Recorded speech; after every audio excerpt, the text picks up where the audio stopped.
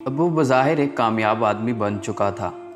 गाड़ी, बंगला, बेहतरीन नौकरी और वह सब कुछ था इसके पास जो आजकल एक कामयाब शख्स कहलाने के लिए ज़रूरी शुमार किया जाता है। इसने अपनी आबाई इलाके को छोड़कर महंगी सोसाइटी में घर ले लिया था। शादी भी ऊंचे ख़ानदान की लड़की से कर ली थी। कुछ अरसा गुज़रा तो इसकी बीवी इससे कहने लगी कि मैं तुम्हारी माँ के साथ नहीं रह सकती क्योंकि वो एक अनपढ़ औरत है। मुझे किसी को बताते हुए शर्म आती है कि ये मेरी सास है, लिहाजा मुझे एक अलहदा घर लेकर दो या अपनी माँ को कहीं और छोड़ाओ। और फ़िलहाल मैं अपनी अम्मी के घर जा रही हूँ। वो काफ़ी हैरान हुआ और बोला, मैं अपनी माँ को कैसे छोड़ सकता हूँ। लेकिन इसकी रोज़ रोज़ की ज़िद और लड़ाई से तंग आकर आखिर एक दिन इसने हथियार डाल दिए।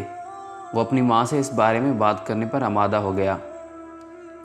आज रात जब वो घर आया तो अपने कमरे में जाने की बजाय सीधा माँ के कमरे में चला गया। माँ अपने लख्त जिगर को आज अपने कमरे में देखकर खुश हुई और बैठने का बोला। हाल अहवाल पूछने के बाद माँ ने आज इस तरह बजाय अपने कमरे जाने के सीधा इसके कमरे में आने की वजह पूछी तो वो कहने लगा, माँ मैं अब इस काबिल हो गया हूँ कि आपके तमाम एहसानात का बदला 4 गुना करके आपको वापस कर दूँ। ये हिसाब चुकता करके मैं अपनी बीवी को लेकर कहीं और घर ले लूँगा। मैं और मेरी बीवी वहाँ रहेंगे और आप आराम से यहीं रहिएगा। माँ ने जवाब दिया कि बेटा हिसाब ज़रा लंबा है, इसलिए थोड़ा वक्त दरकार होगा।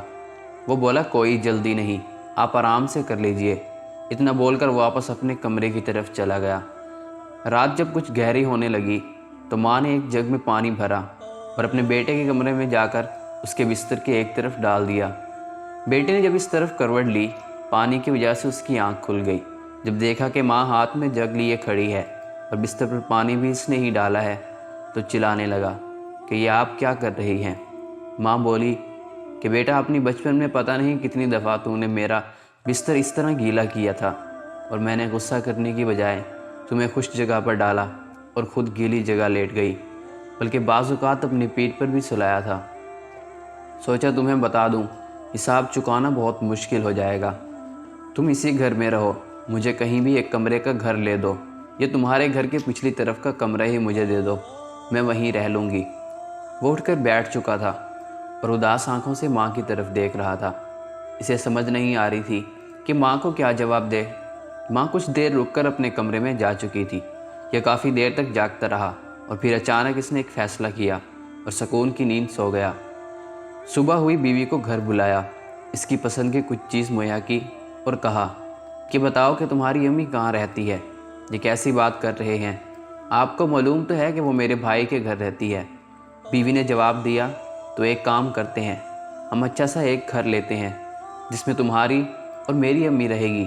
नहीं, ऐसा नहीं हो सकता, मेरी अम्मी अपने बेटे के बगैर कैसे रहेगी, वहाँ इनका कौन ख्याल रखेगा। बीवी ने बुझे बुझे लहजे में जवाब दिया, जिस तरह आपको अपनी अम्मी का ख्याल है और होना भी चाहिए, बल्कि जो अपनी वालदा का खैर ख्वाह ना हो वो अच्छा इंसान नहीं। तो आप मुझे बताओ कि मैं अच्छा इंसान बनूं या क्या। इस आदमी की हिकमत भरी गुफ्तगू से बीवी को बात समझ आ चुकी थी और फिर जब रात आई तो घर का मंजर भी अजीब समा पेश कर रहा था। रात दस्तरखान पर एक माँ, इसका बेटा, बहू और इसके पोते पोतियाँ मिलकर खाना खा रहे थे। खुशियाँ बिखर रही थी। रात मियाँ बीवी की आंखों में आंसू और ज़ुबान पर एक ही जुमला था कि यकीनन जो सुकून आज मिला वो सुकून सारी ज़िंदगी में न मिल सका। जी हाँ, वालदैन की खिदमत, उनकी खैर ख्वाही में दोनों जहाँ की भलाइयाँ पोशीदा हैं। अल्लाह ताला हमें अपने माँ बाप से मोहब्बत करने वाला और इनका फर्माबरदार बनाए। आमीन या रब्बुल आलमीन।